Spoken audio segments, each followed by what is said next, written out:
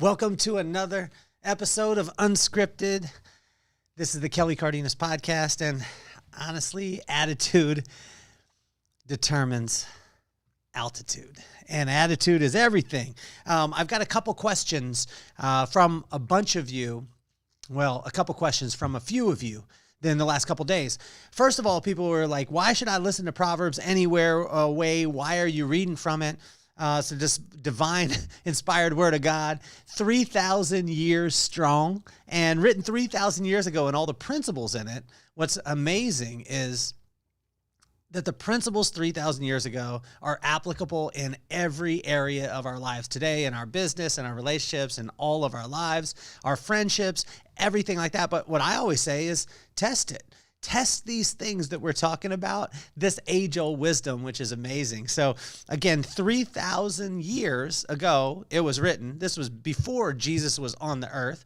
And then it depicts his character. It's amazing. Today's episode is on Proverbs 12. It's the corresponding proverb, corresponding day. This is Unscripted. I'm so excited that you're here. We've been getting so many great comments that are coming in. And another question is why did you choose the Bible? And I said, well, it's not from a religious standpoint, but it's from a wisdom and principle standpoint. And it was because a lot of times people had challenges reading the Bible, but because they didn't know how to apply it to their life today. So they just kind of almost turned it off a little bit. But that's where we want to dive in. We're going to dive into Proverbs 12 today. Thank you so much again for being here on another episode of Unscripted. Let's get this party started.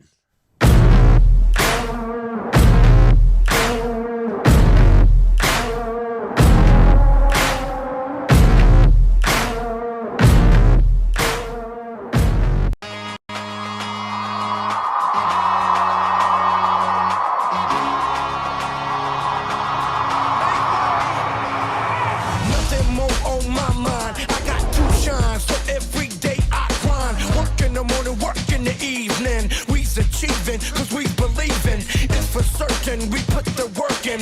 We ain't stopped just because it's hurting right before your eyes. So it's coming to no surprise. The takeover is televised over and over and over again. Make no mistake, we continue to win. Defeat never known, cause I will not lose. They wanna mimic my moves, but can't walk in my shoes.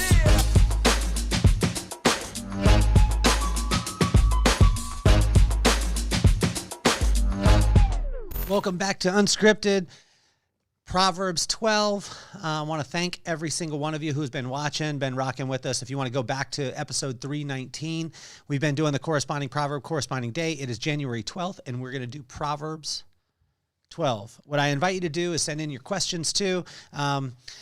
Disclaimer as always, I'm not a Bible scholar. This is just my opinion, but I have been reading it for over 30 years on a daily basis, and it's been amazing in my life. So let's jump right into Proverbs 12. The words that we're going to be dealing with today is discipline, righteousness, diligence, being noble, prudence, honesty, knowledge. Think of that. Just imagine if you just turn the podcast off right now and you just worked on those things: discipline, righteousness, diligence, nobility, prudence, honesty, and knowledge. And imagine if you just applied them in your business, your relationships, and in your life. And I said yesterday it was about, apply these to your leadership, to your culture, and your systems. This is not just about from at all from a religious sense. It's from a relationship sense. Religion is a ritual on deeds trying to get closer to God, and a relationship is just communing with him and having a personal relationship. So in this verse too, it mentions righteousness 8 times. Let's go right into point number 1, the love of discipline. It's verse number 1. This proverb starts off with a bang. And here we go. Point number 1 from verse 1. Whoever loves discipline loves knowledge, but whoever hates correction is stupid. In our men's group, every time we read this corresponding proverb for this corresponding day, we all laugh right when it says that, because it's so curt, it's so to the point. And imagine, let me read it again. Whoever loves discipline loves knowledge, but whoever hates correction is stupid. And if we just look at that, it's unbelievable. And It speaks for itself. Point number 2, the Lord's favor. And this is in verse number 2 and 3. Good people obtain favor from the Lord, but he condemns those who devise wicked schemes. No one can be established through wickedness, but the righteous cannot be uprooted. Whenever I think about this, I think about business practices. I think about times where we could cut corners, where we could do the deal and the deal isn't on the up and up. I've been watching Suits lately, and every single time Harvey Specter is like, well, there's a way to get around it. It's not right, but we'll be able to win. And every time that I've tried to do something that is not right, but I could win, it may give me a victory right away, but it doesn't over time. And another thing that has been on my heart and I want to let you know of is, again, these are my opinions and this is my study. This is not me preaching at you, telling you all the things that you need to do. This word is reading me. When I was studying last night on Proverbs 12, what I realized is there's a lot of things that I need to look at in my life. Am I doing right work, which is diligence? So let's go on to point number 3. This one, I heard quite a bit from my buddy Craig and from my buddy Sean Finnegan. Big hat, no cattle. It's in verse 8 and 9. And it says, a person is praised according to their prudence, and one with a warped mind is despised. Better is a nobody and yet has a servant than pretend to be somebody and have no food. Let me say it again. Better to be a nobody and yet have a servant than to pretend to be somebody and have no food. Big hat, no cattle. That phrase has been said to me from my friend Craig in Texas, that a lot of people talk a big game, but they don't have a lot going on. And then there's the guy who doesn't say much and has all the game. Which one do you want to be? Point number 4. This one comes right.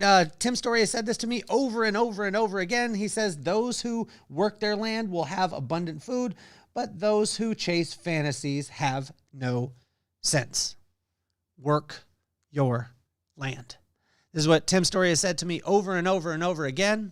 And Greg Reed told me the other day, you're standing on acres of diamonds, so why go search the world for diamonds that are out of your reach?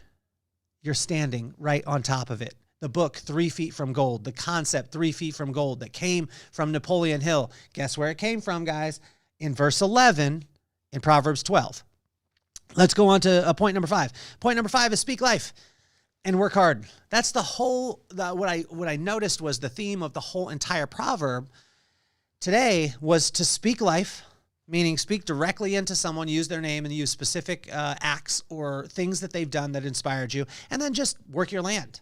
Like work your land, work the things that are around you. Put your head down. You've been given gifts. Work what you have right now as opposed to looking at all the other things that all the other people have, and this is where I fail the most. So speak life and work hard. This is in verse 14, verse 18 and 19, verse 22, verse 23, verse 24 and 25. It's everywhere throughout this. Point number 6, stay patient. This is verse 16. And in verse 16, it says, all who are prudent act with knowledge, but fools expose their folly. Oh, actually, let me go back to that. It says, a fool will show their annoyance at once, but the prudent will overlook an insult. Just slow down and stay patient. Fools will show their annoyance at once, but the prudent will overlook an insult. Slow down, stay patient. Your time is coming. Point number 7. What I did read just a second ago was chapter 13, verse 16. So we'll go into point number 7. Promote peace and have joy. This is the one that I noticed in this proverb that said, if you do this, you'll get this. Promote peace in people's life. Speak life to them. Work really hard. Work your land. And guess what will happen? You'll have joy. What's joy? It's the art of falling in love with your current circumstances and allowing the magic to happen. There's a difference between joy and happiness. Joy is based off of a viewpoint and a choice. Happiness is based off circumstance. I got the job. Yay, I got the girl. Yay, I got the man. Yay, I lost the job. Boo. You go high, low with happiness if you're chasing that. But if you're choosing joy, you'll fall in love with your current circumstances and allow the magic to happen. Let's go on to point number 8. Point number 8 is association. This one comes, I hear this all the time from Greg Reed, the association, the people that you put yourself around. And I had this happen the other day. I had a friend call me and he said, you know, I had somebody that was a friend of mine ask me about your character because there was a couple of people in pictures on social media with you. And we were wondering if you were, you know, the same or you were in the same character. And we had to say, no, I'm not. But what I learned, this is a word named mashak, or a word called mashak, which is a Hebrew word, and it means to rub off. And this I got from Tim's story. And just be careful of the people you put yourself around because they'll rub off on you. Point number 8 comes from verse 26. And in 26, it says, the righteous will choose their friends carefully, but the way of the wicked leads them astray. Choose your friends wisely. Point number 9. Here we go. Point number 9 is just right work.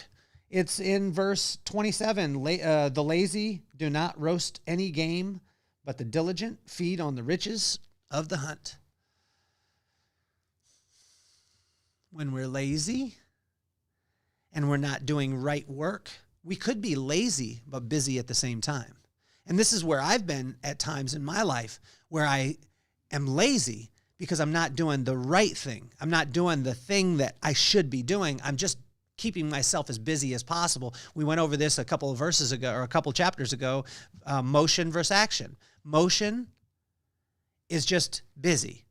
Action is moving towards your desired result. Right work is diligence. This comes from Gary Spellman. It comes from my brother Rob. It comes from my friend Julie Compton. When you're doing exactly what you need to do, guess what starts to happen? The right thing. So choose the right thing for the right reason, and the right things will turn out. Gary Spellman, Rob Cardenas, Julie Compton. So as we wrap up today, simply speak life and work your land. In Proverbs 12, it talks about speaking life over and over and over again. It actually talks about it in verse 14, 18 through 19, 22, 23, 24, 25. Speak life, meaning use someone's name, call them, text them, email them today and say, you're absolutely amazing because of this. And then work your land. Every single one of you has a gift.